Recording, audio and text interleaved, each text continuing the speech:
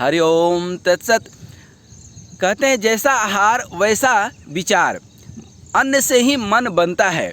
और यदि कोई कहता है कि हम भगवान के भजन करते हैं, हम आध्यात्मिक आदमी हैं, हम एक अच्छे इंसान हैं, तो वह कदापि किसी भी प्रकार की नशा व्यसन या अशुद्ध भोजन वो नहीं करता होगा। और यदि करता है तो कदापि भगवान का भक्त नहीं हो सकता है। और यदि बोल रहा है कि हम भगवान के भक्त हैं, इसका मतलब पूरी तरह से झूठ बोल रहा है। कोई भी आध्यात्मिक व्यक्ति, धार्मिक व्यक्ति, एक सच्चा इंसान ही क्यों ना हो, किसी भी प्रकार का नशा व्यसन नहीं कर सकता है। चाहे वो बीड़ी क्यों ना, सिगरेट क्यों ना हो, शराब क्यों ना हो, एक गुटखा तंबाकू ही क्यों ना हो, या यहाँ तक वह भोजन वो कभी नहीं करेगा जो तामसिक है, जो राजसिक है, जो किसी भी तरह से पेट में नहीं पचता है। क्योंकि जब भी कोई भोजन आप करते हैं, कोई भी चीज़ यदि पेट में जा रहा है तो दो प्रक्रिया होती है, या तो पचेगा या सड़ेगा। पचेगा तो भी ऊर्जा बनेगी, सड़ेगा तो भी ऊर्जा बनेगी। जब पचेगा तो सकारात्मक ऊर्जा बनेगी, सड़ेगा तो नकारात्मक ऊर्जा बनेगी। और नकारात्मक ऊर्जा से कोई इंसान सही कैसे हो सकता है?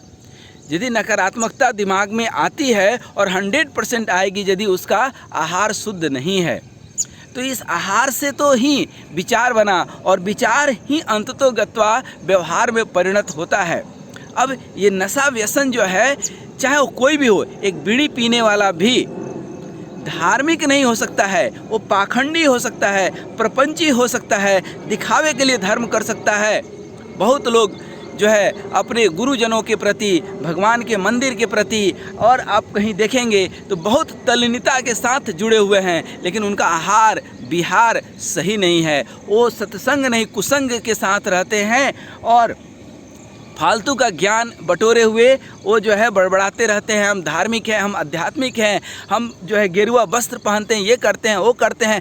आप ध्यान दीजिएगा कि यदि किसी भी प्रकार का उनके अंदर नशा व्यसन है तो वह धार्मिक कदापि नहीं हो सकते हैं, उनका मन शुद्ध हो नहीं सकता है। और जब तक मन शुद्ध नहीं होगा, निर्मल नहीं होगा, तब तक निर्मल जन मन सो मोहि पावा। अर्थात भगवान को तो निर्मल मन वाले, सरल मन वाले, और सरल क्या, स मतलब सीता, र मतलब राम, और ल मतलब लक्ष्मण। स मतलब सीता अर्थात भक्ति, र मतलब राम अर्थात ज्ञान, और ल लक्ष्मण अर्थात वैराग्य। जिसके जीवन में ज्ञान, वैराग्य और भक्ति उतर आवे, जिसके हृदय में, वही हृदय सरल हृदय कहलाता है।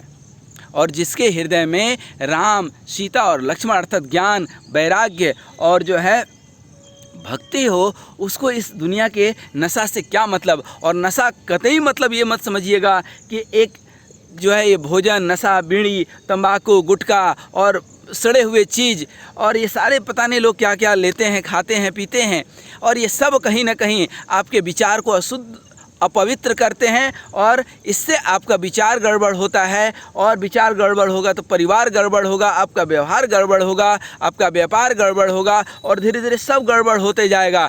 दुनिया को दिखाने के लिए आपके पास लाखों करोड़ों रहेगा, बहुत वैभव ऐश्वर्य रहेगा, लेकिन अंदर ही अंदर वो व्यक्ति कल्पित रहेगा, डरा हुआ रहेगा, भयभीत रहेगा, और जो है असंतोष के साथ साथ अशांति में डूबा हुआ रहेगा। क्यों? कि उसके अंदर आहार शुद्ध नहीं है, तो विचार शुद्ध हो ही नहीं सकता है। किसी भी व्यक्ति का यदि आहार शुद्ध नहीं है तो विचार कदापि शुद्ध नहीं हो सकता है। और दूसरी भी एक नशा है, वह है मानसिक, भावनात्मक, इमोशनल जिसको बोलते हैं।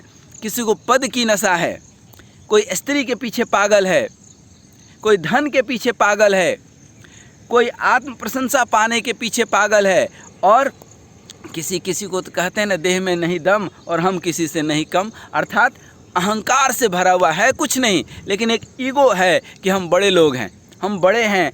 किसी को अपने पुत्रों पर कि हमारे तो इतने पुत्र हैं, हमारे तो इतने सगे संबंधी हैं, हमारे तो इतने परिचित हैं, इसी में वो पगलाए हुए हैं।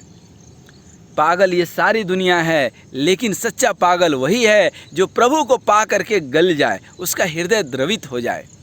पागल का मतलब ही होता है जो पा करके गल जाए। पागल का उल्टा होता है लग और पा। लग करके पालो, क्या लग करके पालो? प्रभु को पालो। प्रभु कौन है? अनंत ऊर्जा के स्रोत हैं। शांति, सरल और विनम्र होकर के प्रार्थना करके प्रभु से कनेक्शन अपना जोड़ लें। यही असली आध्यात्मिकता है, यही धार्मिकता है। और जिसके अंदर भी बड़बोलापन है, थोड़ा भी अहंकार है, जिसके चरित्र शुद्ध नहीं है, और चरित्र की पहचान है एकांत में। एकांत में वो कैसा रहता है? एकांत में कभी वो 2 घंटा बैठ पाता है कहीं किसी जंगल में, कहीं किसी मंदिर में? या ऐसा तो नहीं कि माला जप रहा है और पूरी दुनिया देख रहा है। इसीलिए तो कबीरदास को कहना पड़ा, कर का मन का डारी देते, मन का फेर। ये मन का अर्थात तो जो है माला के मोती को मन का कहते हैं। मन से जुड़ पा रहा है कि नहीं? ऐसा तो नहीं कि हाथ इधर चल रहा है, मन उधर चल रहा है, मुंह कहीं और चल रहा है। तो ऐसे में कहीं कुछ प्राप्त नहीं हो पाता है मेरे प्यारे।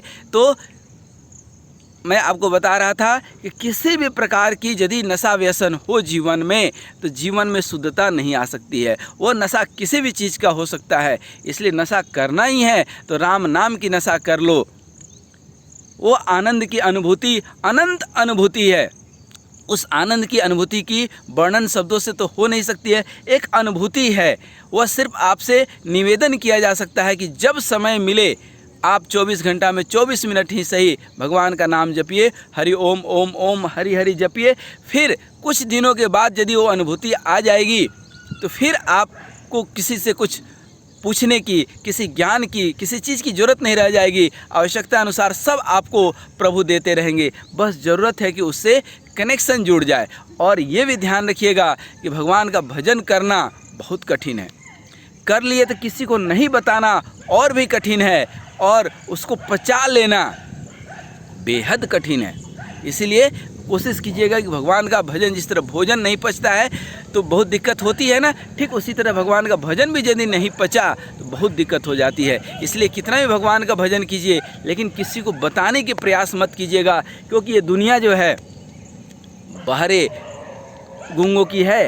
ये जो है सुनते कुछ हैं, समझते कुछ हैं, करते कुछ हैं।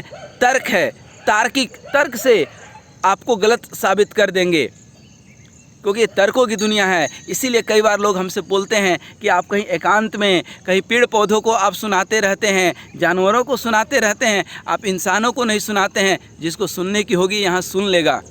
बाकी ये पेड़ पौधे, ये एकांत में, और जब भगवान की चर्चा होती है ना, कहीं कोई नहीं सुनने वाला है तो साक्षात हनुमान जी बैठ करके भगवत चर्चा सुनते हैं, देवता गण सुनते हैं, ये आकाश, ये धरती, ये वरुण देवता, ये इंद्र देवता, ये सब सुनते हैं।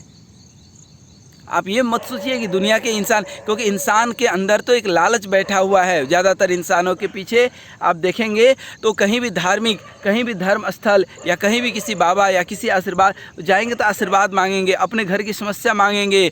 बेटी के नौकरी मिल जाए, बेटी के लिए बेटा मिल जाए, बेटा के लिए बेटी मिल जाए, अर्थात एक लड़की मिल जाए, उसको नौकरी मिल जाए, हमारा मकान बन जाए, हमारा केस ख़त्म हो जाए, हमें ये परेशान।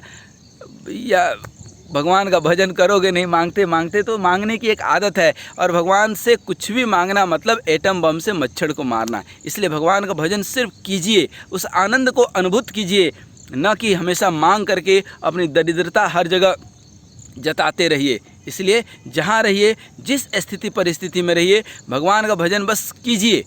मांगिए कुछ नहीं, फिर मांगेंगे और कुछ नहीं मिलेगा तो प्रभु तो वही देंगे ना, डॉक्टर तो वही देगा ना जो पेशेंट को उचित रहेगा। रोगी के लिए जो सही चीज़ होगा वही देगा, रोगी जो मांगेगा वो तो देगा नहीं डॉक्टर। ठीक उसी तरह आप मांगते हैं भगवान से, लेकिन भगवान वही देते हैं जो उचित है।